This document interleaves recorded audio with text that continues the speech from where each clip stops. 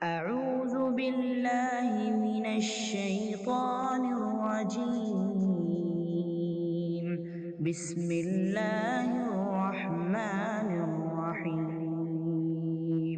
إن الحمد لله نحمده ونستعينه ونستغفره ونعوذ بالله من شرور أنفسنا ومن سيئات أعمالنا من يهده الله فلا مضل له ومن يضلل فلا هادي له وأشهد أن لا إله إلا الله وحده لا شريك له وأشهد أن محمدا عبده ورسوله وبعد فقال الله تبارك وتعالى النار يعرضون عليها غدوا وعشيا ويوم تقوم الساعة أدخلوا آل فرعون أشد العذاب صدق اللہ العظیم۔ تمام قسم کی تعریفیں و بڑائی و بزرگی و عظمت و مجد اللہ رب العالمین کے لیے ہے، جو مالک ارض و سما ہے، خالق کائنات ہے، مدبر حقیقی ہے، مالک حقیقی ہے۔ لاکھوں کروڑوں درود و سلام ہو محمد رسول اللہ صلی اللہ علیہ وسلم پر، جنہیں اللہ تعالیٰ نے سارے کائنات کے لیے رحمت بنا کر مبعوث کیا۔ میں اللہ رب العزت کی بارگاہ میں دعا کرتا ہوں کہ اللہ تعالیٰ جس طرح ہمیں اس مبارک مجلس میں جمع کیا ہے، اسی طرح ہمیں جنات الفردوس میں جمع کریں۔ اور میں اللہ سے دعا کرتا ہوں کہ اللہ تعالیٰ رمضان کی ہماری عبادتوں کو قبول فرمائے، ہماری محنتوں کو قبول فرمائے، ہماری تلاوت کلام پاک کو قبول فرمائے، اور ہماری محنتوں کے پاداش میں ہماری گردنوں کو جہنم سے رہا کریں، آمین یا رب العالمین۔ عزیز ساتھیوں، بزرگوں، ماؤں، بہنوں اور خواتین اسلام، رمضان کا مبارک مہینہ جس میں ڈھیر ساری نیکیاں، ڈھیر ساری عبادتیں کی جا سکتی ہیں، ان میں سے ایک اہم عبادت یہ بھی ہے کہ ہم دین کی باتیں سنیں، دین کے تعلق سے معلومات میں اضافہ کریں، جانکاری حاصل کریں، اور اسی کو کتاب و سنت میں طلب علم کہا گیا ہے۔ نبی صلی اللہ علیہ وسلم نے مسند احمد کی روایت میں ارشاد ہے کہ آپ صلی اللہ علیہ وسلم نے کہا، اگر کوئی آدمی دین کی بات سننے کے لیے اپنے گھر سے نکلتا ہے تو جتنے قدم وہ ڈال کر دین کی مجلس میں پہنچتا ہے، اتنے ہر قدم پر اس کے گناہ معاف ہوتے ہیں اور اس کی نیکیوں میں اضافہ ہوتا ہے، اور وہ جاتا ہے مجلس میں بیٹھتا ہے، اور جب تک وہ واپس اپنے گھر نہیں آتا ہر قدم پر اسے اجر ملتے رہتا ہے۔ اور بعض روایتوں میں یہاں تک بات آئی ہے کہ اس کے لیے زمین میں جتنی بھی مخلوقات ہیں، سب مخلوقات اس کے حق میں دعا کرتی ہیں، یہاں تک کہ سمندر کی جو مچھلیاں ہیں وہ بھی اس بندے کے لیے استغفار کرتی ہیں، مغفرت چاہتی ہیں۔ تو اس اعتبار سے جس مجلس میں آپ بیٹھے ہیں، یہ بہت ہی بابرکت مجلس ہے، دینی مجلس ہے، یہ ایسی مجلس ہے جس میں فرشتوں کا نزول ہوتا ہے، یہ ایسی مجلس ہے جس کا ذکر کتاب و سنت میں، احادیث میں نبی صلی اللہ علیہ وسلم نے یہ کہا کہ یہ مجالس الذکر ہے، جس میں فرشتوں کا نزول ہوتا ہے، رحمتوں کا نزول ہوتا ہے، اور چین و سکون نازل ہوتا ہے مجلس میں جو لوگ بیٹھے ہیں ان پر۔ تو یہ کوئی معمولی مجلس نہیں ہے۔ تو اللہ سے دعا کریے کہ اللہ سبحانہ وتعالی ہماری اس بیٹھک کو قبول فرمائے، ہماری اس آمد کو قبول فرمائے، ہمارے اس عمل کو قبول فرمائے، آمین یا رب العالمین۔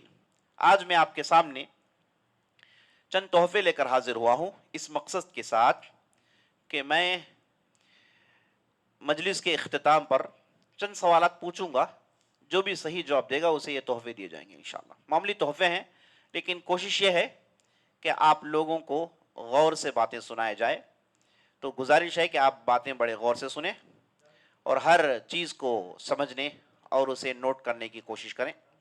اللہ سبحانہ وتعالی ہماری اس کہنے اور سننے کو قبول فرمائے، آمین یا رب العالمین۔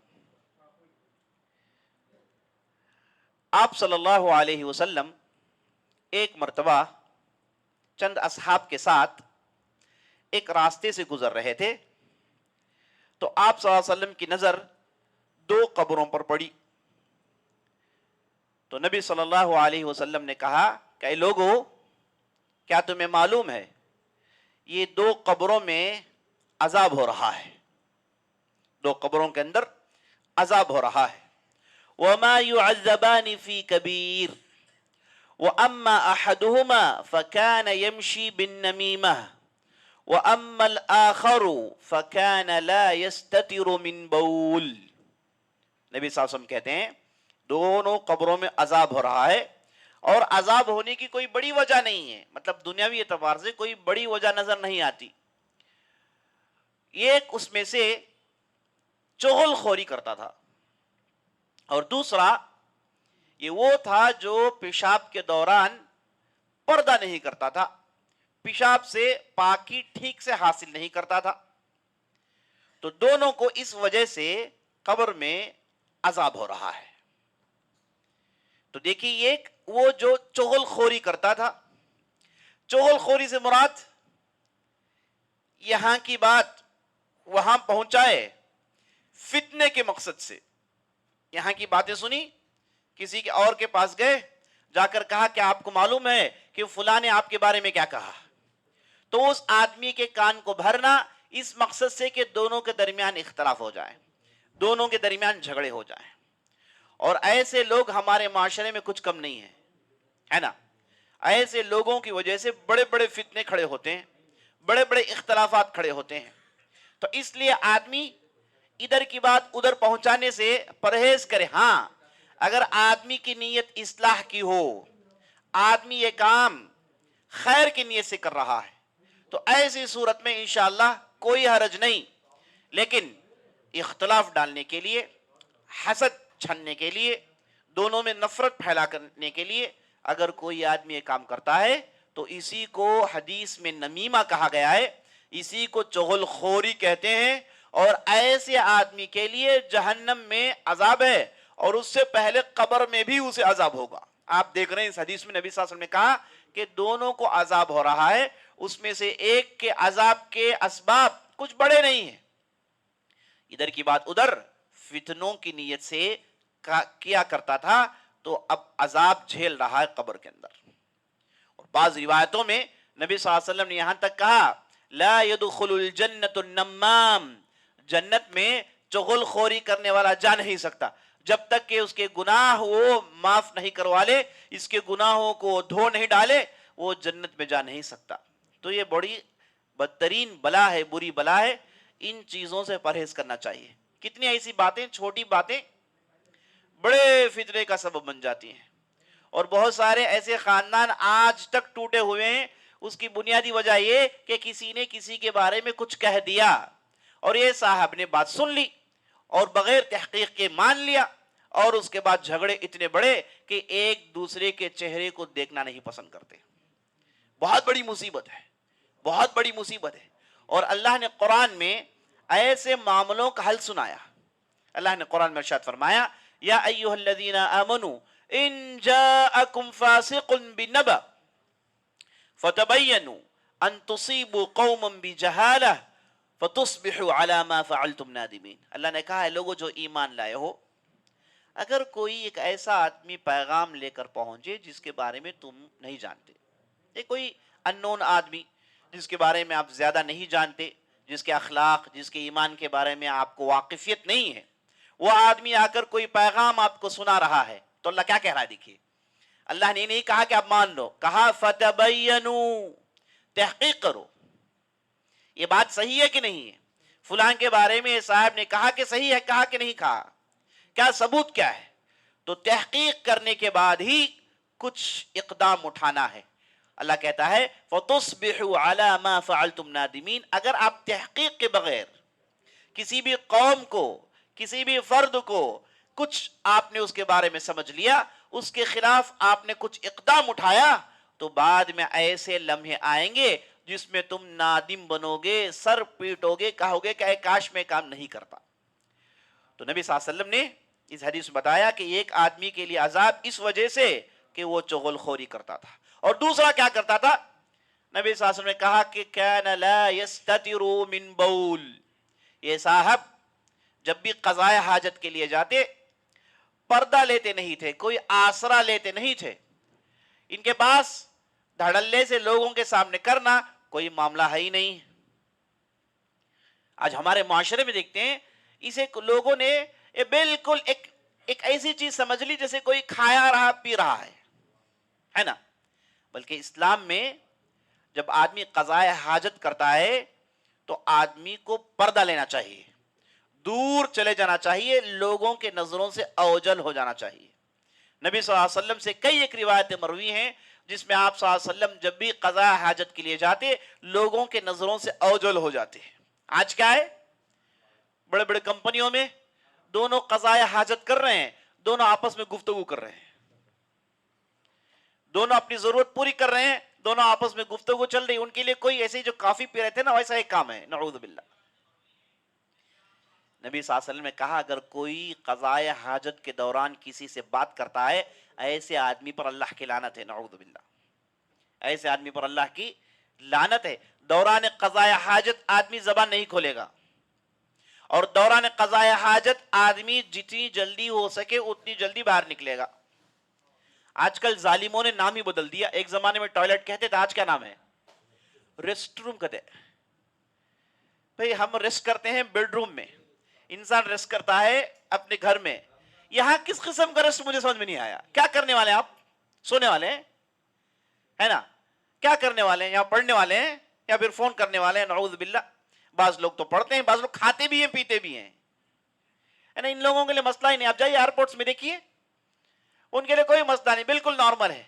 पता नहीं कैसी तबीयत है। और ये लोग मुसलमानों से कहते हैं कि मुसलमान पाक साफ नहीं, इन्हें घर में दीजिए, ये नहाते नहीं धोते नहीं। अरे भैया, आप लोग जो काम कर रहे हो शैतान भी नहीं करेगा, नऊज़ बिल्लाह। क़ज़ाए हाजत तो खा रहे हो, दिमाग में बात घुस नहीं रही हमारी।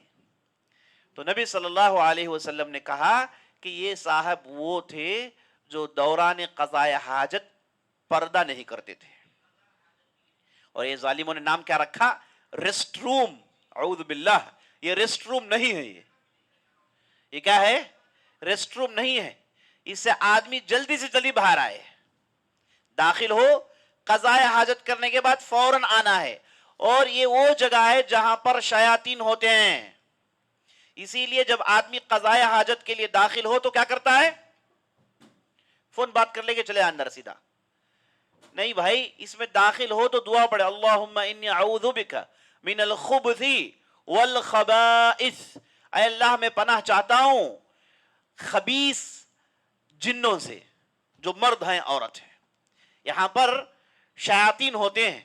जब आदमी अपना सतर खोलता है, अगर वो बिस्मिल्लाह ना कहें, शयातीन आदमी के शर्मगाह से खेलते हैं, नऊज़ बिल्लाह।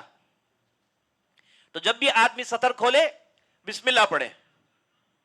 अगर टॉयलेट में खोलना है तो ये दुआ पढ़ के अंदर दाखिल हो। कितने बेहतरीन तालीमात हैं, देखिए, अल्लाह अकबर। और क़ज़ाए हाजत आदमी अपने आप को साफ करे।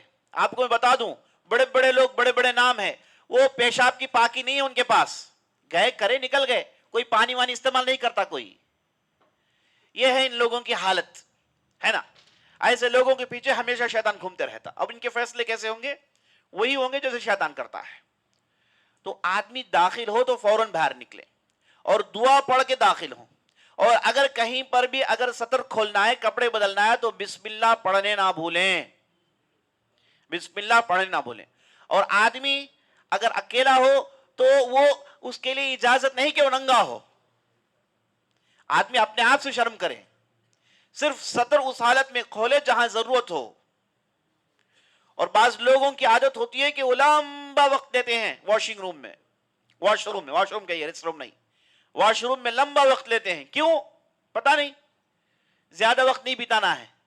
यहां पर शयातीन होते हैं, जल्दी आप अपना काम खत्म करके निकले बाहर, यही सही तरीका है। तो मैं बता रहा था कि ये साहब पेशाब के दौरान ओझल नहीं होते थे लोगों की नजरों से, पर्दा नहीं करते थे, ऐसे ही धड़ल्ले से, नऊज़ बिल्लाह। नबी सल्लल्लाहु अलैहि वसल्लम ने उन लोगों पर लानत भेजी जो लोगों के रास्तों में क़ज़ाए हाजत करते हैं। लोगों के आने जाने का रास्ता है और ये साहब क़ज़ाए हाजत कर रहे हैं, ऐसे लोगों पर नबी सल्लल्लाहु अलैहि वसल्लम लानत भेजी है। वैसे लोगों पर भी नबी सल्लल्लाहु अलैहि वसल्लम लानत भेजी है जो दरख्तों के नीचे, दरख्तों के نیچے قضائے حاجت کرتے ہیں. درخت کے نیچے آدمی جاتا ہے سایہ لینے کے لیے, درخت کے نیچے آدمی جاتا ہے سانس لینے کے لیے, درخت کے نیچے آدمی جاتا ہے پھل توڑنے کے لیے. وہاں پر اگر کوئی قضائے حاجت کرے, نبی صلی اللہ علیہ وسلم نے کہا کہ اس پر بھی لعنت ہے, نعوذ باللہ. تو آپ صلی اللہ علیہ وسلم نے قضائے حاجت کے تعلق سے کتنی باتیں بتائیں. آدمی جائے تو اپنا الٹا پیر استعمال کریں, اور اس کے بعد پانی استعمال کریں اپنے آپ کو صاف کرنے کے لیے. اگر پانی نہ ہو تو مٹی کے ڈھیلے استعمال کریں, 3-3, 5-5, 7-7 کے طور پر استعمال کریں. اپنے آپ کو صاف رکھیں, اپنے آپ کو ستھرا رکھیں. یہ اسلام کی تعلیمات ہیں. اور ساتھ ساتھ آپ یہ بھی جان لیجئے, یہ نہیں کرنے پر قبر میں عذاب ہے. یہ نہیں کرنے پر قبر میں عذاب ہے. اور نبی صلی اللہ علیہ وسلم کی ایک حدیث موجود ہے, عامت عذاب القبر من البول. عام طور پر اکثر لوگ قبر کے عذاب میں پھنستے ہیں یہ قضائے حاجت کے معاملے میں, پیشاب کے معاملے میں. اور مفسرین نے, اہل علم نے اس کی دوسری تفسیر یہ بھی بتائی کہ یہ آدمی پردہ تو نہیں لیتا, دھڑلے سے لوگوں کے سامنے کرتا ہے. اگر کرتا بھی ہے, پردہ لیتا بھی ہے, تو وہ پیشاب کے بوند سے اپنے کپڑوں کی حفاظت نہیں کرتا. جو بھی چھینٹے اڑتے ہیں اسے آدمی کو حفاظت کرنی ہے, دیکھنا ہے کہ اپنے اوپر نہ اڑے. اگر اڑ جائے تو وہاں پر پانی ڈالیں, صاف کریں, تب جا کے آدمی کی نماز ہوتی ہے. اگر کپڑوں میں گندگی ہو, پیشاب کے چھینٹے ہوں, اس کے ساتھ آدمی نماز نہیں پڑھ سکتا. کپڑے اس کے نجس ہیں, نجس کپڑوں کے ساتھ نماز نہیں ہوتی. تو ان چیزوں کا خیال رکھنا چاہیے. یہ وہ معاملات ہیں جہاں آدمی صاف اور پاک اور طہارت حاصل کرتا ہے. اسے بالکل آسانی سے نہ لیں, یہ بہت ہی اہم, ورنہ آپ کی عبادت نہیں ہوگی. اگر کسی نے ایسا کیا کہ اس کے کپڑے میں نعوذ باللہ چھینٹے پڑے ہوئے ہیں, وہ صاحب آئے, انہوں نے عشاء پڑھی, تراویح پڑھی, انہوں نے تہجد پڑھی, کوئی قبول نہیں ہوا. نجس کپڑوں سے کیسے قبول ہوگا؟ تو بہرحال, اچھا مجھے یہاں پر ایک نبی صلی اللہ علیہ وسلم کی ایک حدیث یاد آ رہی ہے. آپ صلی اللہ علیہ وسلم ایک مرتبہ اپنے گھر میں داخل ہوئے, دیکھا کہ عائشہ رضی اللہ عنہا کسی یہودی عورت سے بات کر رہی ہیں. دونوں میں کچھ بحث ہوئی اور آوازیں اوپر اٹھنے لگی. نبی صلی اللہ علیہ وسلم نے پوچھا کہ ہو کیا گیا ہے, اچانک اتنی آوازیں بلند کیوں ہو رہی ہیں؟ تو مائی عائشہ نے کہا کہ دیکھو, یہ یہودی عورت کہتی ہیں کہ ہم لوگ اپنے کپڑوں میں اگر پیشاب گر جائے تو ہم اپنے کپڑے پھاڑتے ہیں, اگر ایسا نہ ہو تو ہمیں قبر میں عذاب ہوتا ہے. تو میں نے کہا کہ ایسا کیسے؟ میں نے انکار کیا. تو نبی صلی اللہ علیہ وسلم نے کہا کہ جو بات اس یہودی عورت نے کہی ہے بالکل درست ہے. وہ یہودی عورت نے جو بات کہی بالکل درست ہے. اور یہودیوں کے لیے, بنی اسرائیل کے لیے یہ حکم تھا کہ اگر ان کے کپڑوں میں پیشاب گر جائے, کپڑوں کو وہاں تک پھاڑنا پڑے گا. ان کے لیے حکم تھا. اور ایک حدیث میں نبی صلی اللہ علیہ وسلم کہتے ہیں کہ بنی اسرائیل میں ایک صاحب تھے, وہ لوگوں کو اگر ان کے کپڑے میں پیشاب گر جائے, انہیں جہاں پھاڑنے کا حکم ہے, یہ صاحب کہتے تھے کہ پھاڑو مت, دھو لو. نبی صلی اللہ علیہ وسلم کہتے ہیں عذب فی قبرہ, اس آدمی کو اس کی قبر میں عذاب ہوتا رہا. تو بنی اسرائیل کے لیے یہ سخت حکم یہ تھا کہ اگر ان کے کپڑوں میں پیشاب گر جائے, کپڑوں کو پھاڑنا ہے. جس حصے میں پیشاب گر گیا اس حصے کو پھاڑنا ہے, وہ دوبارہ استعمال نہیں کریں گے. یعنی ایسا نہیں کہ دھو کے آپ استعمال کریں, نہیں, پیشاب گرا تو پھاڑیں. بڑی سختی تھی ان کے دین میں, لیکن ہمارے دین میں اللہ نے بہت معاملات کو آسان کر دیا. بہت آسانی ہے ہمارا دین.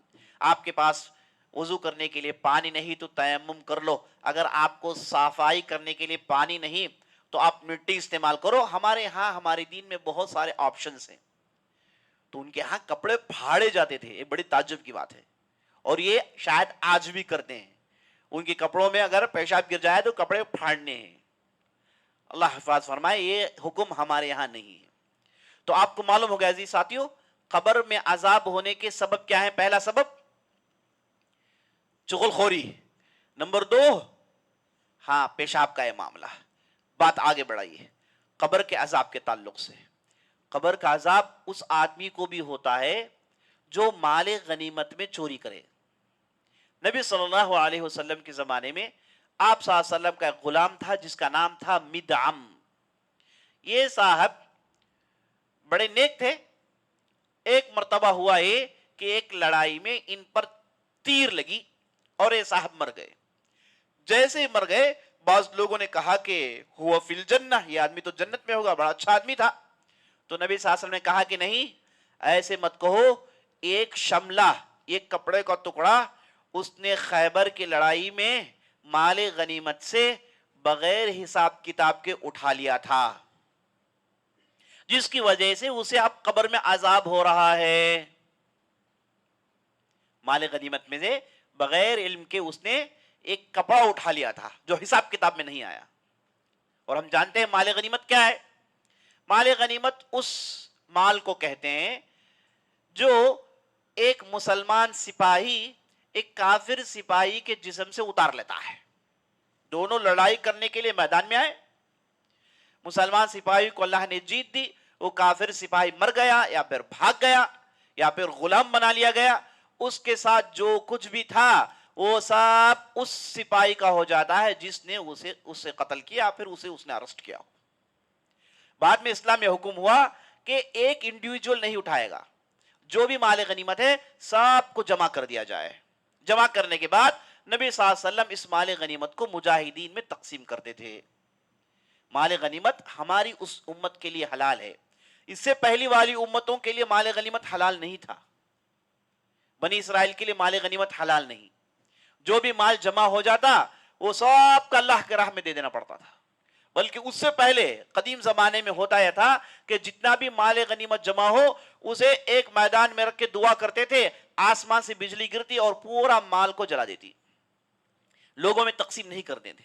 لیکن ہماری شریعت میں اللہ نے آسانی کی کہ مال غنیمت کو مجاہدین میں تقسیم کر دیا جاتا ہے. تو یہ صاحب جن کا نام مدعم تھا، انہوں نے کیا کیا؟ ایک کپڑے کا ٹکڑا اٹھا لیا بغیر علم کے، اپنے پاس رکھا. بعد میں نبی صلی اللہ علیہ وسلم کو وحی کے ذریعے سے یہ بات بتا دی گئی کہ یہ صاحب ہے نا، یہ جنت جا نہیں سکتے کیونکہ انہوں نے چوری کی ہے مال غنیمت میں. تو مال غنیمت میں اگر کوئی چوری کرتا ہے تو وہ جو ہے جنت میں داخل نہیں ہو سکتا. جیسے ہی نبی صلی اللہ علیہ وسلم نے بات بتائی تو بعض منافقین اندر سے نکل آئے.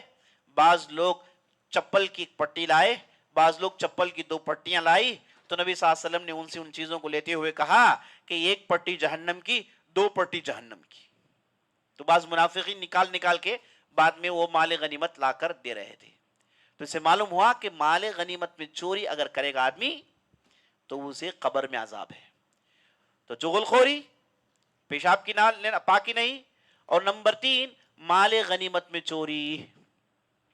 اس کے بعد دیکھیے، اس کے بعد 4 چیزیں جس کی وجہ سے قبر میں عذاب ہوتا ہے.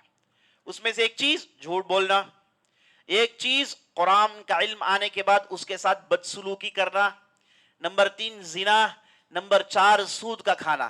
یہ چاروں چیزوں کو نبی صلی اللہ علیہ وسلم نے ایک ہی حدیث میں بیان کیا. میں وہ حدیث آپ کے سامنے رکھ دیتا ہوں.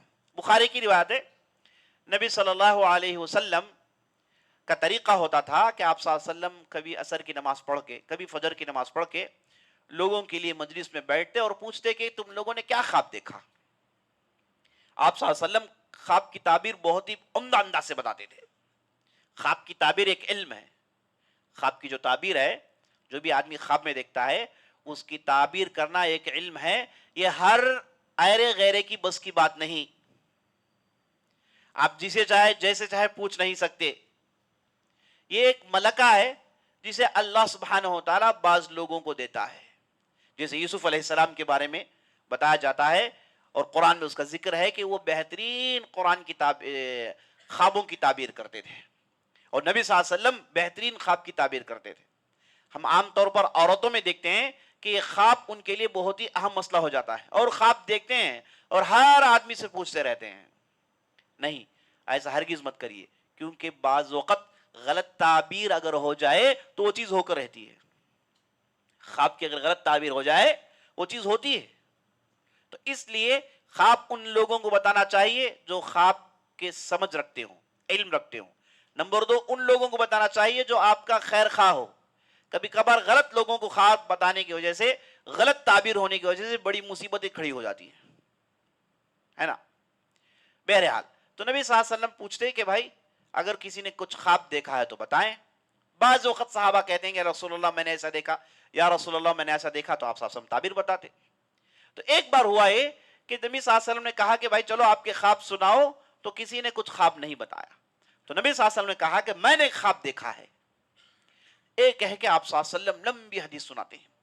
کہتے ہیں کہ میں نے خواب میں دیکھا کہ میرے پاس دو فرشتے آئے، دونوں مجھے لے کر نکلے اور بہت دور تک گئے، یہاں تک کہ ہم فلسطین کے زرزمین کو پہنچ گئے. اور جیسے فلسطین کے زرزمین کو میں پہنچا تو وہاں سے مجھے لے کر اور یہ دو فرشتے آگے بڑھے. تو جیسے آگے بڑھے میں یہ دیکھ رہا ہوں کہ ایک آدمی کھڑا ہوا ہے، دوسرا بیٹھا ہوا ہے.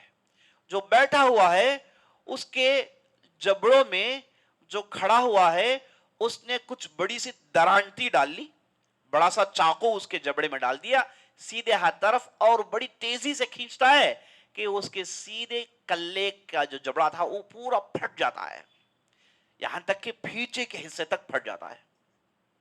اس کے بعد پھر اس خنجر کو باہر نکالتا ہے، پھر بائیں طرف ڈالتا ہے اور بڑے زور سے جھٹکا مارتا ہے تو اس طرف کا جبڑا بھی کٹ جاتا ہے.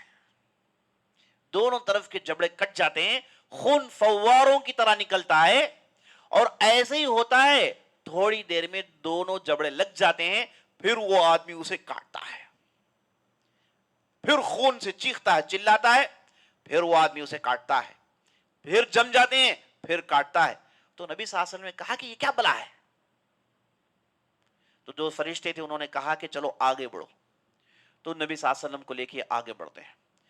نبی صلی اللہ علیہ وسلم کہتے ہیں کہ جیسے میں آگے بڑھا میں یہ دیکھ رہا ہوں کہ ایک آدمی لیٹا ہوا ہے، اس کے سر کے پاس ایک فرشتہ کھڑا ہوا ہے، اس کے ہاتھ میں بڑا پتھر ہے. وہ آدمی بڑے پتھر کو لے کے وہ جو لیٹا ہوا ہے اس کے سر میں پتھر کھینچ کے دے مارتا ہے، اور جیسے پتھر اس کے سر میں لگتا ہے سر اس کا کٹ جاتا ہے، گویا کہ کسی نے کٹ دیا، اور خون اس کے سر سے فواروں کی طرح اڑتا ہے.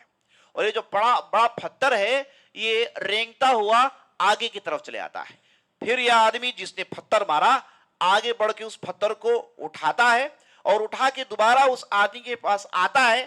اس کے آنے تک اس کا سر پھر درست ہو جاتا ہے، اور پھر وہ آدمی اس پتھر سے اس آدمی کے سر میں کھینچ مارتا ہے، پھر سر پھٹتا ہے، خون فواروں کی طرح نکلتا ہے، پتھر رینگتا ہوا آگے کی طرف گرتا ہے. یہ آدمی پھر جاتا ہے، پھر اس پتھر کو لاتا ہے، جب تک وہ واپس اس کے پاس پہنچتا ہے اس کا سر دوبارہ فکس ہو جاتا ہے، پھر مارتا ہے، سلسلہ جاری ہے. تو نبی صلی اللہ علیہ وسلم نے کہا کہ یہ کیا بلا ہے، یہ کیا مصیبت ہے؟ تو دونوں نے کہا کہ چلو اور دکھانا ہے اور آگے بڑھو. نبی صلی اللہ علیہ وسلم کہتے ہیں کہ میں جیسے آگے بڑھا تو ایک بہت بڑی بھٹی ہے، آگ کی بھٹی جسے تنور کہتے ہیں، آگ کی بھٹی ہے. اوپر سے اس کا منہ چھوٹا ہے، نیچے سے اس کا منہ بڑا ہے، اور اندر سے آگ کی جلنے کی آواز اور اجالا آ رہا ہے. اور میں نے دیکھا تو بڑا ہی بھیانک منظر تھا، میں ڈر گیا. مجھے دونوں نے لے کے آگے کی طرف پہنچایا تو میں یہ دیکھ رہا ہوں کہ آگ کے زیادہ جلنے کی وجہ سے اس بھٹی کے اوپر کی طرف جو منہ ہے اس میں عورت اور مرد اوپر کی طرف آ رہے ہیں، عورتیں اور مرد اوپر کی طرف آ رہے ہیں، چیخ رہے ہیں، چلا رہے ہیں، سب ننگے ہیں، سب ننگے ہیں. اور تھوڑی دیر کے بعد آگ رک جاتا ہے، یہ اندر کی طرف گر جاتے ہیں. پھر تھوڑی دیر کے بعد پھر آگ اوپر کی طرف آتی ہے اور یہ مرد عورت ننگے اوپر کی طرف چلا رہے ہیں اور ان کے جسموں کو جلایا جا رہا ہے. نبی صلی اللہ علیہ وسلم نے پوچھا کہ یہ کیا بلا ہے؟ دونوں نے کہا کہ چلو اور آگے بڑھنا ہے، اور آگے کی طرف بڑھتے ہیں. تو نبی صلی اللہ علیہ وسلم کہتے ہیں کہ ہم اور آگے کی طرف بڑھے تو میں یہ دیکھ رہا ہوں کہ خون کا تالاب ہے، خون کا تالاب ہے، اور تالاب کے بیچ میں ایک آدمی ہے جو کنارے کو آنا چاہتا ہے، اور کنارے ایک آدمی کھڑا ہوا ہے. جیسے ہی یہ آدمی کنارے کی طرف آنا چاہتا ہے، یہ جو کنارے کی طرف پہلے سے کھڑا ہوا ہے یہ پتھر لے کے اسے مارتا ہے اور اسے واپس بیچ میں کھینچ لے جاتا ہے، آنے نہیں دیتا، کنارے آنے نہیں دیتا، اور خون ہے چاروں طرف. نبی صلی اللہ علیہ وسلم کہتے ہیں یہ کیا بلا ہے؟ ان دونوں نے کہا کہ نہیں چلو آگے بڑھتے ہیں. تو جیسے ہی آگے بڑھے نبی صلی اللہ علیہ وسلم کہتے ہیں کہ ایک بہت بڑا درخت جو بہت ہی خوبصورت منظر تھا, بہترین ہرا بھرا درخت تھا, اس کے نیچے میں یہ دیکھ رہا ہوں کہ ایک بزرگ بیٹھے ہیں, ان کے آس پاس بچے ہیں, اور میں ایک طرف دیکھ رہا ہوں کہ یہ ایک صاحب آگ لگا رہے ہیں. مجھے منظر دکھایا گیا, اس کے بعد مجھے اس درخت کے اوپر کی طرف لے جایا گیا, اور جیسے میں اوپر گیا تو وہاں پر ایک بہت بڑا خوبصورت گھر ہے. میں نے اس گھر میں بوڑھوں کو, نوجوانوں کو, بچوں کو, عورتوں کو دیکھا, سب خوش ہیں. میں نے پوچھا کہ یہ خوبصورت منظر کیا ہے؟ تو فرشتوں نے کہا کہ چلو اور تمہیں دکھانا ہے. یہ کہہ کے اور اوپر لے گئے, وہاں پر بھی ایک بہت بڑا خوبصورت گھر تھا, اور اس بار میں اس گھر میں صرف بوڑھے مرد اور نوجوانوں کو میں نے دیکھا. اس کے بعد مجھے نیچے کی طرف لایا گیا. اتنے میں میری خواب میں میں ان سے پوچھ رہا ہوں کہ بھائی یہ آسمان کی طرف یہ ابر کیا چیز ہے؟ کہتے ہیں کہ میری نظر آسمان کی طرف پڑی, وہاں پر ایک خوبصورت سا ابر ہے, خوبصورت سا ابر ہے. تو میں نے پوچھا کہ یہ ابر کیا ہے؟ تو فرشتوں نے کہا کہ یہ ابر یہ آپ کا مقام ہے. نبی صلی اللہ علیہ وسلم نے کہا کہ میں وہاں جانا چاہتا ہوں. تو فرشتوں نے کہا کہ ابھی نہیں, تمہاری زندگی اور باقی ہے, ختم ہونے پر تم وہاں پر جا سکتے ہو. اس کے بعد نبی صلی اللہ علیہ وسلم نے کہا کہ بھائی یہ جو دیکھا ہے تو سمجھا دیجیے نا کیا ہوا. تو فرشتوں نے کہا کہ تم جو پہلے آدمی کو دیکھ رہے تھے جس کے جبڑوں کو پھاڑا جا رہا تھا, یہ وہ آدمی تھا جو جانتے بوجھتے ایک جھوٹ کو گھڑتا تھا. جھوٹ ہے ہی نہیں, یہ جھوٹ قصہ بناتا تھا اور یہ جھوٹ کو گھڑتا تھا, اور یہ جھوٹ ساری دنیا میں پھیل جاتا تھا. سب لوگ اسے حقیقت سمجھتے. یہ جھوٹ کو تیار کرتا, لوگوں میں رائج کرتا, جھوٹ کو تیار کرتا, لوگوں میں رائج کرتا. اس کی سزا قبر میں یہ ہے کہ اس کے جبڑے پھاڑے جائیں گے, دونوں طرف پھاڑے جائیں گے, اور یہ سلسلہ قیامت تک جاری رہے گا. نعوذ باللہ. تو پتا چلا کہ جھوٹ ہے نا یہ بڑی مصیبت ہے. اور بعض لوگوں کی عادت کیا ہوتی ہے, زبان کھولے جھوٹ, اور جھوٹ ہی ان کی زندگی ہوتی ہے. تجارت میں جھوٹ, لین دین میں جھوٹ, وعدے میں جھوٹ, دوست احباب کے ساتھ جھوٹ, اور لوگوں کو ہنسانے کے لیے جھوٹ ہے نا, ان کی زبانی جھوٹ ہوتی. نعوذ باللہ. ایسے لوگوں کا کیا حشر ہوگا؟ یہ تو وہ آدمی تھا جس نے جھوٹ کو پھیلایا, وہ آدمی جس کی زندگی جھوٹ میں ہے. عزیز ساتھیوں, اس کا کیا حشر ہوگا آپ تصور کریے گا. اللہ حفاظت فرمائے. زبان ہے نا یہ, جیسے میں نے آپ کو بتایا, بہت ہی بڑی نعمت کے ساتھ ساتھ بہت ہی بڑی نقمت بھی ہے. اس زبان سے آپ ذکر و اذکار کر سکتے ہیں, یہ زبان سے آپ خیر کی باتیں کر سکتے ہیں, یہ زبان سے آپ قرآن پڑھ سکتے ہیں, یہ زبان سے آپ اللہ کو راضی کر سکتے ہیں. اور یہی زبان جس سے آپ گندی حرکتیں کر سکتے ہیں, غلط بات پھیلا سکتے ہیں, جھوٹ بول سکتے ہیں, غیبت بول سکتے ہیں, اور یہ اس موقع پر یہ زبان اس آدمی کے لیے مصیبت بن جاتی ہے. اور نبی صلی اللہ علیہ وسلم نے کتنے احادیث میں کہا کہ جہنم میں اکثر عذاب کی وجہ لوگوں کی زبانیں ہوں گی جو زمین میں ٹھیک سے استعمال نہیں کیا, جیسے چاہے جس کے تعلق سے جو چاہے بولنا بول دیا. نعوذ باللہ. ہے نا, غیبت اسی زبان سے ہوتی ہے, جھوٹ اسی زبان سے ہوتی ہے. تو اس زبان کی حفاظت کرنا بہت بہت ضروری ہے. اور رمضان کا مہینہ عزیز ساتھیوں, یہ رمضان کا مہینہ اصل میں زبان کی پابندی کی ٹریننگ ہے. اسی لیے نبی صلی اللہ علیہ وسلم نے کہا اگر کسی نے زبان کی پابندی نہیں کی, جھوٹ بولا, من لم يدع قول الزور والعمل به, جس نے جھوٹ کو نہیں چھوڑا اور جھوٹ پر عمل کرنا نہیں چھوڑا, فلیس للہ حاجہ ان يدع طعامه وشرابه, اس کے کھانے کو چھوڑنے سے, اس کے پینے کو چھوڑنے سے اسے کوئی فرق پڑنے والا نہیں ہے, یہ تو فالتو میں بھوکا ہے. ایسا روزدار جو اپنی زبان پر قابو نہیں ہے, جھوٹ نہیں چھوڑ سکتا, اپنی زبان کو ٹھیک نہیں چلا سکتا, نبی صلی اللہ علیہ وسلم کہتے ہیں کہ یہ فالتو میں بھوکا ہے, فالتو میں پیاسا ہے, اس کے بھوک پیاس جھیلنے سے کچھ فائدہ نہیں ہے. تو رمضان کا مہینہ زبان کی حفاظت سکھاتا ہے. اور آپ نے سنا مصیبت, نعوذ باللہ, جبڑوں کو پھاڑا جائے گا، خون فواروں کی طرح اڑتا رہے گا، اور یہ سلسلہ ایک بار دو بار نہیں، قیامت تک جاری رہے گا. نعوذ باللہ. بہت ہی سخت عذاب ہے. یہ عذاب سننے کے بعد ہم اور آپ کو سب سے پہلا کام کرنا چاہیے کہ ہم دیکھنا چاہیے کہ ہمارے زبان سے کہاں سے جھوٹ لیک ہو جاتا ہے. بعض لوگ جھوٹ بولنا نہیں چاہتے، لیک ہو جاتا ہے نا، لیک ہو جاتا ہے. اور نبی صلی اللہ علیہ وسلم کی دعا ہے اللہم انی اسألک لسانا صادقا. نبی صلی اللہ علیہ وسلم کی دعا، اس دعا کو پڑھیے گا.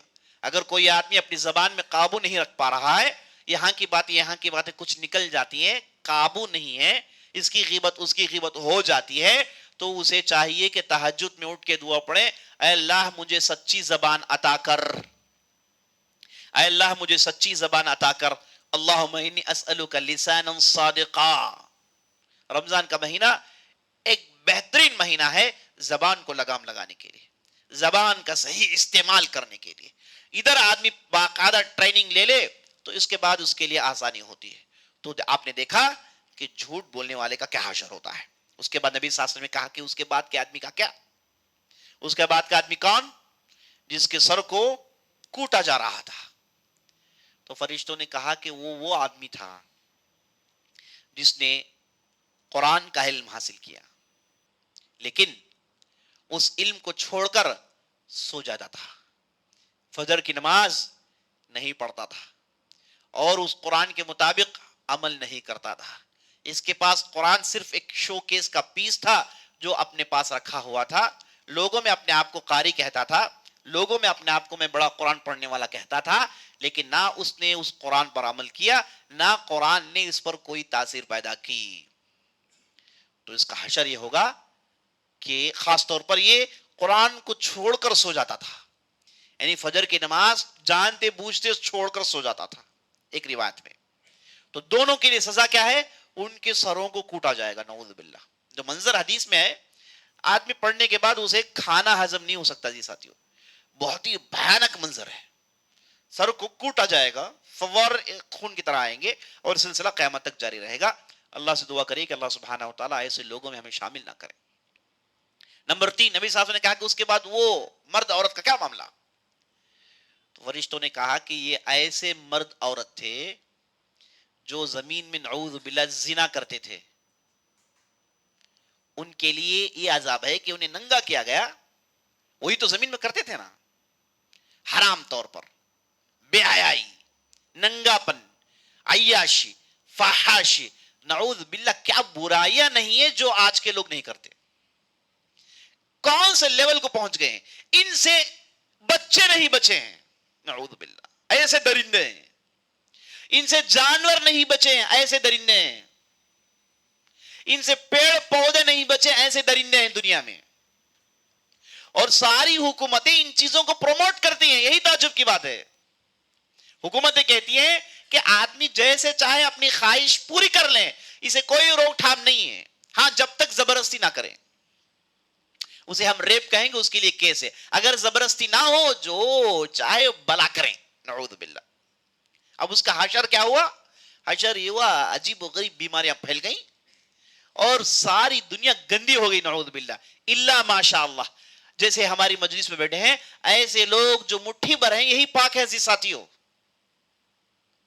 آج اگر کوئی نوجوان پاک دامن ہے، اس کا مذاق اڑایا جاتا ہے، کہتے ہیں کہ تم ورجن ہو، تم ابھی نے کچھ نہیں کیا، کتے ہو، جانور ہو، سور ہو، کیا سوال کر رہے ہو.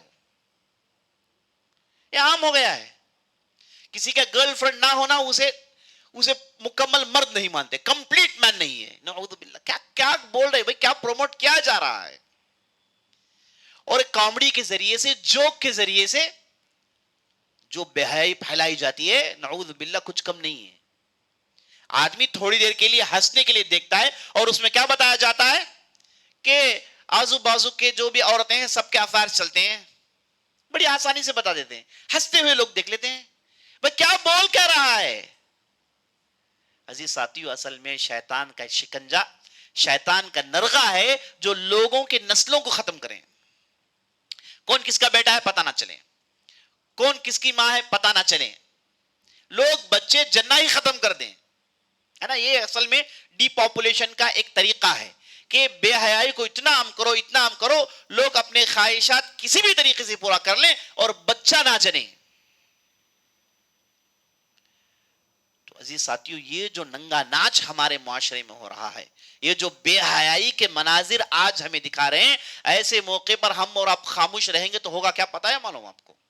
جو چیز آپ گندی سمجھتے ہیں آپ کے گھر میں ہوگا، جسے سن کر آپ کے جسم کے رونگٹے کھڑے ہو رہے ہیں، یاد رکھ لیجئے آپ کے گھروں میں چیزیں ہوں گی اگر آپ ان کے خلاف اٹھ کے کھڑے نہ ہوں، ان کے خلاف آواز نہ اٹھائیں، خاموشی سے رہیں. یہ کہیں گے بھئی میں اور میرے بچے بچ گئے، یہ گندگی میرے گھر کو نہیں آئی. کس نے کہا؟ کس نے کہا؟ اگر آپ نے دعوت کا کام نہیں کیا، اسلام کی تعلیمات کو نہیں پھیلایا اور یہ چیزیں لوگوں تک نہیں پہنچائی، یاد رکھ لیجئے یہ چیزیں آپ کے گھر کے اندر ہوں گی، آپ روک نہیں پائیں گے. تو اللہ سے دعا کریے کہ اللہ ہم اور آپ کو اتنی طاقت دے کہ اسلامی تعلیمات کو لوگوں تک پہنچائیں اور شیطان کی ان حملوں کو روکیں، شیطان کی ان شکنجوں کو توڑیں، شیطان کی ان چیلوں کو انہیں ختم کریں. نعوذ باللہ. آج ہمارے معاشرے میں یہ آپ یہ مت سمجھیے کہ یہ ایسے ہی ہو رہا ہے، خواہشات کے پیچھے جا رہے، نہیں، یہ پورا پروگرام ہے. نوجوان نسل کو برباد کرنے کے لیے ایک پورا پروگرام ہے. نشے آور چیزوں کو عام کرنا. جب آدمی نشے کی چیز کھاتا ہے وہ تو درندہ بن گیا، اب اس کے ہوش و حواس اس کے قابو میں نہیں رہے، اب اسے نہیں معلوم کہ وہ کیا کر رہا ہے. سارا ہندوستان پریشان ہے کیونکہ یہاں پر ہر 5 منٹ میں ایک ریپ ہو رہا ہے. سٹیٹسٹکس یہ بتاتے ہیں کہ ہر 5 منٹ میں ایک ریپ ہو رہا ہے، روک نہیں پا رہے ہیں. بڑے بڑے کیسز آنکھوں کے سامنے، ہسپتال کے اندر ایک ڈاکٹر کو ویسٹ بنگال کے اندر اس کا اتنا بڑا حشر ہوا، سب جانتے ہیں، لیکن کون مجرم ہے پکڑ نہیں پائے. کسے سزا ہوئی معلوم نہیں. یہ ایسے کیوں ہو رہا ہے؟ یہ ایسے ہوگا اور زیادہ ہوگا. تم جس روش میں چل رہے ہو یہ چیزیں اور زیادہ ہونے والی ہیں. لیکن ہم اور آپ جیسے انشاءاللہ اللہ سے امید ہے کہ اللہ کی رحمت حاصل کرنے والے پاک دامن لوگ ان چیزوں کے خلاف آواز اٹھائیں، یہ باتوں کو لوگوں تک پہنچائیں. جیسے آپ دیکھ رہے ہیں کہ یہاں پر ایک مرکز بنا کے آپ کو ان چیزوں کے بارے میں ایجوکیٹ کیا جا رہا ہے. اسلام کیسی پاک دامنی سکھاتا ہے اور آج ہمارے معاشرے میں کیا بے حیائیاں چل رہی ہیں، اسے کیسے روکنا چاہیے. ایسا ہر جگہ، ہر معاملے میں، ہر معاشرے میں یہ کوششیں ہونی چاہیے. سب سے پہلے امت مسلمہ کے نوجوانوں کو اٹھا کے کھڑا کرنا چاہیے. یہ جو نوجوان ہیں ان کے پیچھے دشمن اتنا انویسٹمنٹ کر رہے ہیں، آپ کو پتا ہے، ان کی ایجوکیشن کے اعتبار سے اور ان کے کردار کے اعتبار سے انہیں بالکل نکما بنا کے چھوڑنے کے لیے کیا کچھ کوششیں نہیں ہو رہی ہیں. خاص طور پر یہ اسلام کے قریب نہ جائیں، مسلمان نہ ہو جائیں، ان کے اندر وہ عمل کی پابندی نہ آ جائے، اس کے لیے پورا پروگرام چل رہا ہے. اللہ سے دعا کریے کہ اللہ سبحانہ و تعالیٰ ان چیزوں سے ہمیں بچائے. تو عزیز ساتھیو، جو عورت مرد ننگے جل رہے تھے تو 2 ملک نے نبی صلی اللہ علیہ وسلم سے کہا کہ یہ وہ لوگ ہیں جو زمین میں زنا کرتے تھے، زنا کا ویاپار کرتے تھے، زنا ان کے لیے روزمرہ کا پیشہ تھا. نعوذ باللہ. اس کے بعد نبی صلی اللہ علیہ وسلم نے کہا کہ وہ خون کی ندی، خون کا تالاب، وہ کیا معاملہ ہے؟ تو نبی صلی اللہ علیہ وسلم کو بتایا گیا کہ جو خون کے تالاب کے بیچ میں ٹھہرا ہوا تھا یہ وہ سود خور تھا جو ہمیشہ سود لیا کرتا تھا، قیامت تک خون میں ڈوبا ہوا ہوگا. سود اور خون کیا تعلق؟ اصل میں سود خور جو ہوتا ہے نا وہ لوگوں کے خون کو چوستا ہے. پیسے دے دیا، پیسے واپس لے گا، ڈیلے کرنے پر بڑھاتے جائے گا. کتنے ایسے لوگ ہیں جنہوں نے 1000 روپے خرچ لیے واپس لاکھوں میں کیا. یہ جو ہمارے معاشرے میں بینک ہے نا یہ سب یہی خون کے تالاب ہے. نعوذ باللہ. یہ سب آپ کے جو ہے جیب کو کاٹ کر کے آپ کو ہمیشہ ان کا غلام بنانے کی کوشش کر رہے ہیں. آپ سے کہا جاتا ہے کہ بھائی کریڈٹ کارڈ لے لو، آپ کہتے ہیں کہ نہیں چاہیے، کہتے ہیں کہ ایک بار لے لو، بار بار لے لو. پوری کوشش ہوتی ہے، انسان کبھی مجبور ہوتا ہے تو لے لیتا ہے، جو لے لیا واپس نہیں آتا باہر. کہتے ہیں کہ میں ایک مرتبہ استعمال کرنا چاہتا ہوں، میں تو سود نہیں لوں گا، جتنا پیسہ ہے اتنا ہی. شروع میں ایسے ہی ہوتا ہے، شروع میں بالکل ایسے ہی ہوتا ہے. اس کے بعد جو پھنسنا آدمی پھنستا ہے نا باہر نہیں آتا. تو یہ جو سود کے اڈے ہیں نا، یہ جو بینک، ان سے بچ کر رہیے آپ. ان کا کوئی بھی पॉलिसी फायदेमंद नहीं है, कोई भी पॉलिसी फायदेमंद नहीं है। सब पॉलिसी के पीछे आपको लूटना है बस। 100 पर हमला करेंगे, उन्हें 2 मिले तो काफी है, बाकी 98 बच जाए तो बच जाए, लेकिन 2 मिलते हैं ना, उनके हड्डी फसली चमड़ी को चूस लेंगे बस। बाकी 98 लोगों का पूरा चरबा इनसे निकाल लेंगे। तो सूदखोरी आज हमारे मुआशरे में बहुत आम है। तो जान लीजिए सूदखोर को क्यों खून में बिठाया गया, क्योंकि जो सूदखोर होता है ना, वो जमीन में असल में मुहताजों का खून चूसता है, मजबूरों का खून चूसता है। आदमी फंसा हुआ है, परेशान है, इसके पास जाता है, हंसते हुए इसके खून को चूसता है। तो इसीलिए कब्र के अजाब में खून के तालाब में से खड़ा किया जाएगा और खड़े रहेगा ये कब तक, क़यामत तक खड़े रहेगा। तो यहां पर नबी सल्लल्लाहु अलैहि वसल्लम ने मलक से जो सवालात किए, ये जवाबात मलक ने आप सल्लल्लाहु अलैहि वसल्लम को दिए। बाद में आप सल्लल्लाहु अलैहि वसल्लम इस ख्वाब की ताबीर बताते हैं, कहते हैं कि जो बड़ा सा दरख्त था ना, ये बहुत बड़ा दरख्त, ये जन्नत का दरख्त था, और एक तरफ जो बुजुर्ग बच्चों के साथ बैठे थे, इब्राहिम अलैहिस्सलाम जो अपनी औलाद के साथ बैठे थे, और एक तरफ जो आग लगाने की कोशिश हो रही थी, वो जहन्नम के दारोगा फरिश्ते जिनका नाम मालिक था, वो आग दहका रहे हैं। और ये जो पहले कमरे में मुझे पहुंचाया गया, ये जन्नत के आम मुसलमानों के रहने की जगह थी जो मुझे दिखाया गया, जहां वो इत्मीनान से हैं, बच्चे हैं, बूढ़े हैं, बुजुर्ग हैं, सब हैं। और उसके बाद ऊपर के जो माले में मुझे पहुंचाया गया, जहां जो मुझे खूबसूरत घर दिखाया गया, ये घर किसका था? ये शुहदा का घर था, जिसमें बूढ़े मर्द और नौजवान मर्द थे जो बड़े खुशी के आलम में। कहते हैं कि उसके बाद मुझे आसमान में अबर दिखाया गया और मैं उस अबर में रहने की ख्वाहिश किया, तो मुझे बताया गया कि तुम्हारी उम्र और बाकी है, जैसे ही तुम्हारी उम्र खत्म हो जाएगी तुम्हारा यही ठिकाना है। तो कल कोई मुझसे मजलिस में पूछ रहा था कि नबी सल्लल्लाहु अलैहि वसल्लम का ठिकाना कहाँ है, तो इस हदीस से मालूम हो गया, बुखारी की रिवायत है कि आप सल्लल्लाहु अलैहि वसल्लम के लिए खास अबर है जो आसमानों में, जो बहुत ही खूबसूरत है, वहां आप सल्लल्लाहु अलैहि वसल्लम का ठिकाना है। तो ये मैं अजीज साथियों, मैंने आपके सामने बातें रखी, कौन है जिन्हें कब्र की अजाब होती है। और इसी से जुड़ी हुई एक बात भी सुन लीजिए, जो आदमी कर्ज लेकर वापस दे नहीं पाता, ये कब्र में फंस जाएगा, ये जन्नत में जा नहीं सकता। कर्ज का कोई मामला नहीं है। आदमी जब किसी से कर्ज लेता है तो जान लें कि बहुत ही खतरनाक चीज हाथ में ले रहा है, आग ले रहा है। अगर ये वापस नहीं कर पाया तो अजीज साथियों, कब्र में उसे जन्नत से रोक दिया जाएगा। उसके आमाल से पूरे दुरुस्त होंगे, वो जवाब देगा, तीनों सवालात के जवाब देगा, अच्छे आमाल है उसके, नेक आमाल है उसके, सब कुछ होगा, लेकिन जन्नत के दरवाजे उसके लिए खोले नहीं जाएंगे। वो कब्र में ऐसे ही अटका होगा जब तक कि इसका कर्ज अदा नहीं होता। एक सहाबी थे जिनका नाम साद बिन अतवल, इनके भाई की वफात हो गई जो 300 दिरहम बतौर विरासत छोड़कर गए। तो उनके भाई आए, कहा अल्लाह के रसूल, ये 300 दिरहम है जो मेरे भाई ने बतौर विरासत छोड़ी है, क्या मैं इस चीज को मैं वरसा में तकसीम कर दूं? तो नबी सल्लल्लाहु अलैहि वसल्लम ने कहा कि अगर इनका कर्ज है तो पहले कर्ज अदा करो।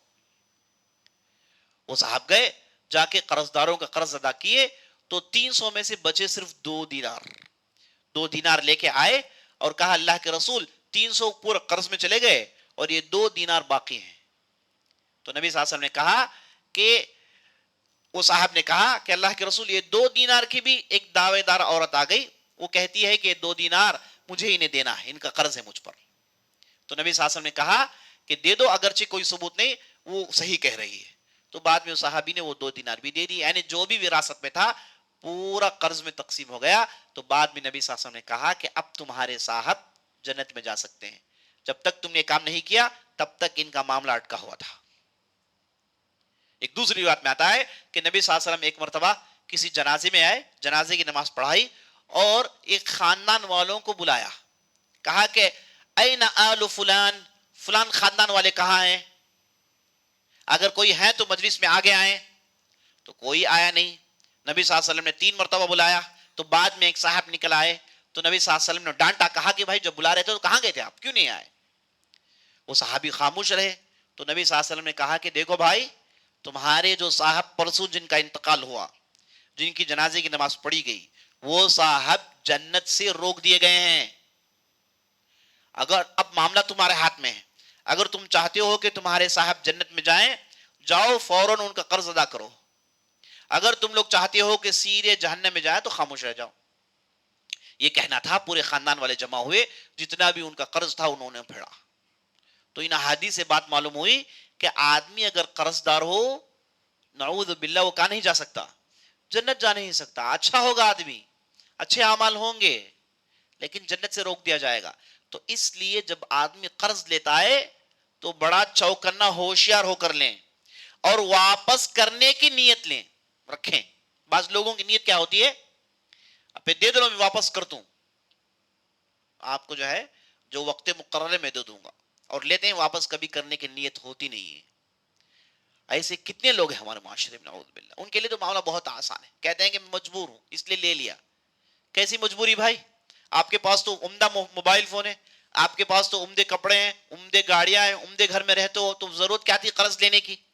قرض انسان آخری مرحلے میں لیتا ہے جب معاملہ بہت ہی کٹھن ہو جائے، تب جا کے آدمی، ایسا معاملہ ہو گیا کہ بھائی اب اس کے علاوہ چارہ نہیں، اس کے علاوہ جینا مشکل ہے، اس کے علاوہ تجارت نہیں چلے گی. اگر ایسا معاملہ آ گیا، نازک ہو گیا معاملہ، ایسے موقع پر اگر کوئی قرض لیتا ہے تو ٹھیک ہے، نیک نیت. اس لیے یہاں تک نے اللہ نے، نبی صلی اللہ علیہ وسلم نے ارشاد فرمایا، اگر کوئی آدمی قرض لیتا ہے، واپس کرنے کی بھرپور نیت ہوتی ہے، تو اللہ سبحانہ و تعالیٰ ایک قرض ادا کرتا ہے. اللہ سبحانہ و تعالیٰ ایک قرض ادا کرتا ہے. لیتا ہے آدمی، واپس دینے کی نیت نہیں ہوتی تو وہ کبھی واپس دیتا نہیں، پھنسا رہتا ہے، پھنسا رہتا ہے، آخرت میں پھنس جائے گا. اور تو قرض ایک ایسا آپشن ہے جو بالکل آخری میں رکھیں. بعض لوگوں کی عادت کیا ہوتی ہے، ان کے پاس کچھ پیسے نہیں ہیں، وہ پیسے لگاتے نہیں، ان کے پیسے لیے بزنس میں، ان کے پاس پیسے لیے، ان کے پاس پیسے لیے، سب کا ملا کے انویسٹمنٹ کیا، نقصان ہو گیا، کھڑے ہو گئے تو کہا کہ بزنس نقصان ہو گیا. فائدہ آیا تو صاحب فائدہ اٹھائے، نقصان ہوا تو سب کو نقصان بانٹے، ان کا کچھ نقصان نہیں. ایسے کتنے نمونے ہمارے معاشرے میں ہے نا، جو اپنے آپ کو بہت ہی اسمارٹ سمجھتے ہیں. ایسے لوگ یہاں پر پھنس جائیں گے. قرض کا معاملہ بڑا ہی سنگین ہے، جنت میں آدمی داخل نہیں ہو سکتا. تو یہ بھی سمجھیے کہ قبر میں پھنسنے کے اسباب میں سے یہ قرض بھی ہے. اور اسی طریقے سے قبر میں عذاب ہونے کے اسباب میں سے رشتہ داروں کا رونا. اگر کوئی آدمی وفات پا گیا یا پھر وفات کے قریب ہے تو رشتہ دار کھڑ کے روتے نہیں. ایک مرتبہ عمر بن خطاب انتہائی سخت بیمار پڑے تو وہاں پر ایک صحابی تھے جن کا نام صہیب الرومی، وہ رونے لگے تو عمر بن خطاب اسی حالت میں صہیب سے کہا کہ اے صہیب، کیا تمہیں نہیں معلوم کہ میت پر رونے سے میت کو عذاب ہوتا ہے؟ تو اس کے بعد صہیب خاموش رہ گئے. تو جب آدمی حالت احتضار میں ہے، مرنے کی حالت میں ہے، تو میت یا پھر وفات ہو گئی تو وہاں پر رونا نہیں ہے چیخ چیخ کے، آنکھوں سے آنسو بہتے ہیں تو کافی ہے. چیخ چیخ کے رونے سے ابھی زیادہ مصیبت بڑھتی ہے، ابھی زیادہ مصیبت بڑھتی ہے. اب یہاں پر اہل علم نے کہا کہ بھائی یہ جو صاحب جو مر رہے ہیں ان کا اور ان کے رونے سے کیا تعلق ہے؟ رونے والے روئے ہیں، ان کا عمل ان کے پاس، یہ میت کی کیا غلطی، انہیں کیوں عذاب ہو رہا ہے؟ بات سمجھ میں آئی؟ یہ ان کا عمل تھا، وہ رو رہے ہیں نہیں رو رہے ہیں ان کا معاملہ ہے، ان کے رونے سے اس میت کی کیا غلطی، اسے کیوں عذاب ہو رہا؟ اب یہاں پر بعض اہل علم نے کہا، حدیث تو صحیح ہے، احادیث پورے صحیح ہیں. بعض اہل علم نے کہا اس کا معنی یہ ہے کہ یہ صاحب اگر انہیں معلوم ہے کہ ان کے خاندان والے چیخ پلا کے رونے والے ہیں تو انہیں وصیت کرنی چاہیے تھی. انہیں جیسے انسان اپنے دولت کی وصیت کرتا ہے ویسے یہ بھی وصیت کرے کہ بھائی میرے مرنے کے بعد چیخو مت، پلاؤ مت، واویلا مت اٹھاؤ، ہے نا. بعض لوگ اتنا چیختے ہیں کہ انہیں ان کے کپڑے کا، بعض عورتیں اتنے ہیں کہ ان کے کپڑوں کا سود نہیں ہوتا. بعض لوگ اتنا چیختے اتنا روتے ساری دنیا سنتی ہے. نہیں، آدمی غم میں ہے، آنکھوں سے آنسو آتے ہیں بس، اس سے زیادہ نہیں کرتا. یہی طریقہ ہے، چیخنا، چلانا، پوری تاریخ کھینچنا، ہے نا، پورے بیٹھ کے گروپ میں بیٹھ کے کورس رونا، ہے نا، یہ سب جائز نہیں ہے. یہ سب بالکل یہ مسلمان گھروں میں عام ہوتا ہے. جب آپ روکتے ہیں کہتے ہیں کہ بھائی رونا بھی نہیں کیا, رونا بھی ہماری مرضی کا نہیں کیا, نہیں, جواب یہی ہے کہ نہیں, اللہ کے رسول نے روکا ہے. آپ اپنی مرضی سے چیخ پلا کے نہیں رو سکتے. غم میں ہیں آپ, ٹھیک ہے, اپنے آپ کو قابو میں رکھیے نا. اگر آپ روئیں گے تو دیکھیے میت کو عذاب ہو رہا ہے, میت کو تکلیف ہوتی ہے. تو میں بتا رہا تھا, بعض اہل علم نے کہا کہ یہ کیسے دوسروں کے رونے پر اس میت کو کیوں عذاب ہو. تو جواب کیا ہوا کہ انہیں وصیت کرنی چاہیے تھی. اگر انہیں معلوم ہو کہ ایسے معاشرے میں ہیں جہاں پر میت پر لوگ روتے ہیں تو انہیں وصیت کرنی چاہیے تھی. انہوں نے وصیت نہیں کی تو انہیں قبر میں عذاب ہوگا. بعض اہل نے کہا کہ نہیں, وہ معاملہ ایسا نہیں, معاملہ ایسا ہے کہ آدمی کو ہر بار وصیت کر کے مرنا چاہیے کہ میرے قبر میں مت رو, میرے میت پر مت رو, یہ کرنا چاہیے. لیکن یہ سب باتیں صحیح ہے, لیکن ابھی تک یہ بات سمجھ میں نہیں آئی کہ کسی دوسرے کی غلطی پر کسی تیسرے کو عذاب کیوں. لا تزر وازرۃ وزر اخرى, یہاں پر بعض اہل علم خاص طور پر شیخ الاسلام ابن تیمیہ رحمۃ اللہ علیہ نے بہترین بات بتائی. کہا کہ اصل میں اس حدیث میں جو عذاب کا لفظ ہے اس سے مراد وہ عذاب نہیں, بلکہ عذاب سے مراد اس حدیث میں تکلیف ہے. عذاب سے مراد قبر کا عذاب وہ شدت والا عذاب نہیں, عذاب سے مراد اس حدیث میں تکلیف ہے. جیسے نبی صلی اللہ علیہ وسلم ایک حدیث میں ارشاد فرمایا, السفر قطعۃ من العذاب, سفر ہے نا عذاب کا ٹکڑا ہے. نبی صلی اللہ علیہ وسلم نے کہا آدمی کو تکلیف ہوتی ہے سفر میں, تو تکلیف کو یہاں پر عذاب کہا گیا. تو کسی کے رونے سے میت کو اذیت ہوتی ہے لیکن عذاب نہیں. اور بعض روایتوں میں آیا ہے کہ جب اس کے رشتہ دار اس پر روتے ہیں, چیخ کر روتے ہیں, تو دو ملک ایسے آتے ہیں جو میت کے سینے میں جھٹکے مارتے ہیں. ایک اتنی اذیت انہیں ہوتی ہے. اور یہ اذیت بھی اگر آدمی نیک ہو, اس کے اعمال بہت زیادہ ہوں, بہت زیادہ, بہت بڑا آدمی گزرا ہے, بہت بڑا مجاہد, بہت بڑا عالم گزرا ہے, اسے ان چیزوں سے بھی اللہ بچا لیتا ہے. لیکن ایک چیز ہے جسے جاننا ضروری ہے, اور قبر کے معاملے میں, عذاب موت کے معاملے میں یہ جو رونا ہے یہ درست نہیں ہے. بلکہ بعض گھروں میں تو میں نے دیکھا ہے کہ وہاں پر بالکل پوری جاہلیت ہے. نبی صلی اللہ علیہ وسلم نے حدیث میں ارشاد فرمایا, سینے پیٹ کر رونا, کپڑے پھاڑنا, گالوں کو مارنا, یہ سب جاہلیت میں سے ہے, یہ سب جاہلیت کے اعمال ہیں. نبی صلی اللہ علیہ وسلم نے کہا. تو پھر مومنین کرتے کیا ہیں, کیا انہیں غم نہیں ہوتا؟ غم ہوتا ہے, وہ خاموشی سے روتے ہیں بس. جیسے نبی صلی اللہ علیہ وسلم کے زمانے میں نبی صلی اللہ علیہ وسلم کے لڑکے ابراہیم کی وفات ہوئی, تو آپ صلی اللہ علیہ وسلم کے آنکھوں میں آنسو جاری, آپ صلی اللہ علیہ وسلم سسکیاں لے کے رو رہے ہیں. لیکن کیا کہا؟ یہ کہا کہ ابراہیم ہم آپ کو بہت چاہتے ہیں, آپ کی جدائیگی سے ہمیں بہت غم ہوا, لیکن ہم وہی کہیں گے جس سے ہمارا رب راضی ہوتا ہے. ہمارے منہ سے وہ الفاظ نہیں نکلیں گے جو ہمارا رب غصے میں آ جائے, ہمارے منہ سے وہی الفاظ نکلیں گے جس سے ہمارا رب راضی ہو جاتا ہے. تو یہ بھی ایک چیز آپ کو یاد رکھیے. میں سمجھتا ہوں کہ آج اسی میں روکتے ہیں, انشاءاللہ کل ہم دیکھیں گے کہ کیا کرنے سے آپ قبر کے عذاب سے بچ سکتے ہیں, کیا اعمال ہیں جو آپ کو قبر کے عذاب سے بچا سکتی ہیں. آج ہم نے دیکھا کہ وہ کیا اعمال ہیں جن کے کرنے سے قبر میں عذاب ہوتا ہے. کل کی مجلس میں ہم دیکھیں گے کہ کیا اعمال ہیں جن کے کرنے سے ہم قبر کے عذاب سے چھٹکارا پا سکتے ہیں. ھذا باللہ توفیق وصلی اللہ علی نبینا محمد.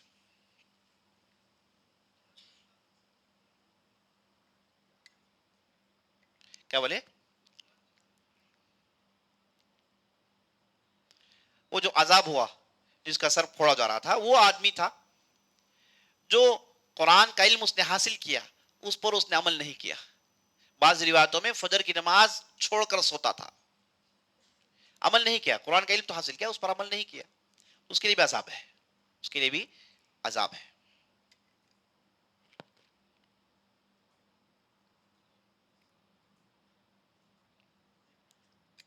سوال یہ کر رہے ہیں قرض دے کو پھنسنا,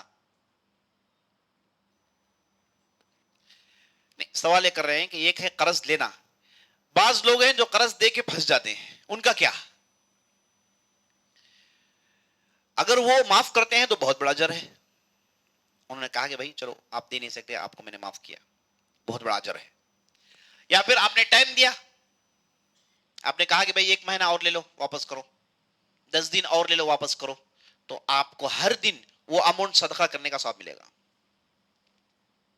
آپ کو ہر دن وہ اماؤنٹ آپ نے جو قرض میں دیا ہے وہ اماؤنٹ صدقہ کرنے کا ثواب ملے گا. ہر دن آپ نے 10 دن ڈیلے کیا، 20 دن ڈیلے کیا، 40 دن ڈیلے کیا، ہر دن آپ کو صدقہ جو ہے کرنے کا ثواب ملے گا. بہت بڑی بات ہے، بہت بڑی بات ہے. اگر آپ ایسی حالت میں ہیں کہ آپ قرض معاف نہیں کر سکتے، آپ خود محتاج ہیں، وہ پیسے آپ کو چاہیے، تو ایسی صورت میں آپ کے لیے بالکل جائز ہے کہ آپ سختی کر سکتے ہیں. یہ اندر ڈالوں گا، ہاں ڈرا سکتے ہیں، آپ کے لیے جائز ہے. میں کورٹ میں چل جاؤں گا، پولیس کو بلاؤں گا، میں ایڈوکیٹ کو بلا لگاؤں گا، کیا یہ جائز ہے کہ اس کا پیسہ ہے، اسے پورا حق بنتا ہے. ڈرائے دھمکائیں، ہے نا، کیس قاضی تک لے جائیں، بالکل جائز ہے اگر وہ محتاج ہو. لیکن اگر کوئی معاف کرتا ہے تو اس کے لیے بہت ہی اچھا ہے. واللہ عالم. جی کوئی کچھ پوچھ رہے بھائی؟ وہ مائک وغیرہ کل سے انتظام کر دیجئے، مجھے بات سنائی نہیں دے رہی.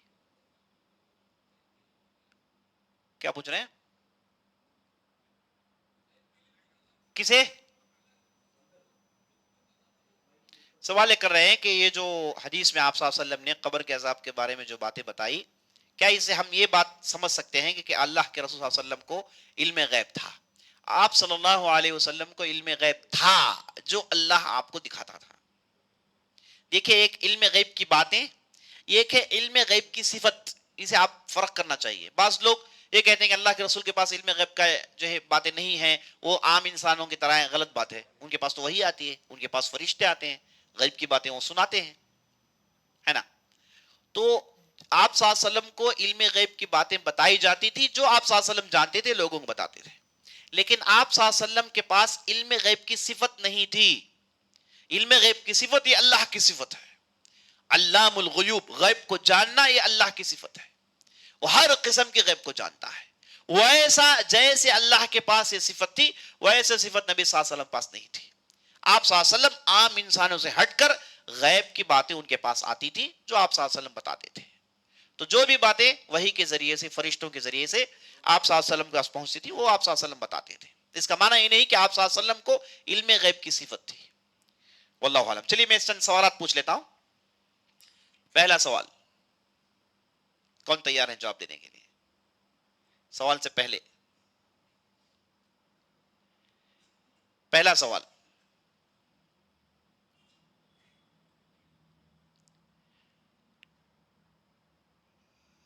وہ حدیث جس میں نبی صلی اللہ علیہ وسلم نے کہا کہ قبر میں عذاب ہو رہا ہے، تو دو قبروں کی طرف اشارہ کیا. وہ دو قبر میں کیا ریزنز نبی صلی اللہ علیہ وسلم نے بتائے؟ یہ ہاتھ اٹھائیے نا، پہلے ہاتھ اٹھائیے. گفٹ چاہیے تو ہاتھ اٹھائیے. ایک منٹ ایک منٹ، آپ بولیے. آئیے آئیے، جزاک اللہ خیر، جزاک اللہ خیر. نام آپ کا کیا ہے؟ احمد حسین صاحب. چلیے دوسرا سوال، یہ میں نے آپ کو لمبی حدیث جو بتائی نبی صلی اللہ علیہ وسلم نے خواب میں دیکھ، ہے نا، یہ کون سی روایت ہے، کون سی کتاب میں میں نے بتایا تھا؟ آئیے ماشاء اللہ. آپ کا نام؟ محمد وسیم صاحب. جی جی ماشاء اللہ. نمبر 3،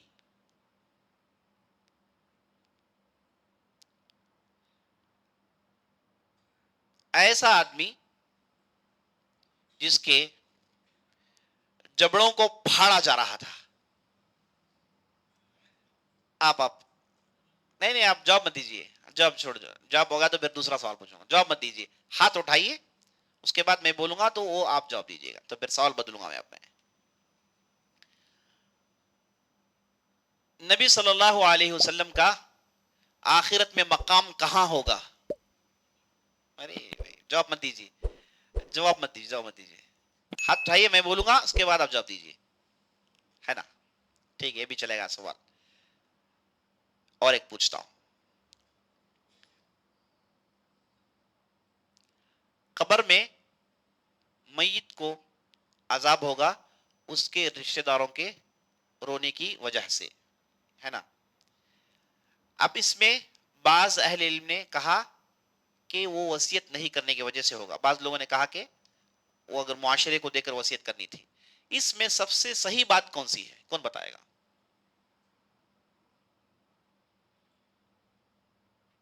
آپ بتائیے. ہاں کیا بول رہے ہیں؟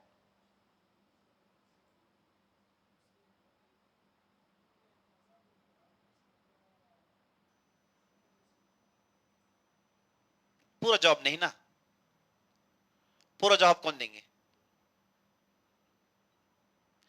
میں بتایا، بٹ جائیے. قبر کے عذاب میں میت کی رونے کی وجہ سے قبر میں عذاب ہوگا. تو یہاں پر بعض اہل علم نے کہا کہ انہیں وصیت کرنی تھی کہ بھائی میرے قبر میں میرے مرنے کے بعد روئیے مت. انہوں نے نہیں کیا تو اس لیے عذاب ہو رہا، کیونکہ ان کے رونے سے عذاب کیوں ہوگا؟ یہ تو ان کا عمل ہے. تو انہوں نے جب وصیت نہیں کی تو غلطی کی، تو اس کے بدلے میں انہیں قبر میں عذاب ہو رہا. بعض لوگوں نے کہا کہ وہ معاشرے کے حساب سے وصیت کرنی تھی، بعض لوگوں نے کہا کہ نہیں، انہیں کسی بھی حالت میں وصیت کرنی تھی. اور میں نے آخر میں بتایا کہ ایک عالم ہے، انہوں نے بہترین اس کا جواب دیا ہے. وہ کیا جواب ہے اور عالم کا کیا نام ہے؟ آپ بتائیے. خالد. ہاں احسن، آئیے آئیے آپ. ابن تیمیہ رحمۃ اللہ علیہ ایک بہت بڑے عالم ہے، انہوں نے کہا کہ عذاب سے مراد اس حدیث میں وہ عذاب نہیں جو عام قبر کے عذاب ہے، بلکہ اس سے مراد ایک تکلیف ہے جو میت کو ہوگی. لیجیے آپ، بسم اللہ، جزاک اللہ خیر. ٹھیک ہے، مجلس ختم کرتے ہیں. انشاءاللہ کل ہم جمع ہوں گے انشاءاللہ اسی وقت میں. اللہ سے دعا کرتے ہیں اللہ سبحانہ وتعالی ہم نے جو بھی کہا ہے، جو بھی سنا ہے، اس کے مطابق عمل کرنے کی توفیق بخشے. سبحان ربک رب العزت عما یصفون وسلام علی المرسلین والحمد للہ رب العالمین.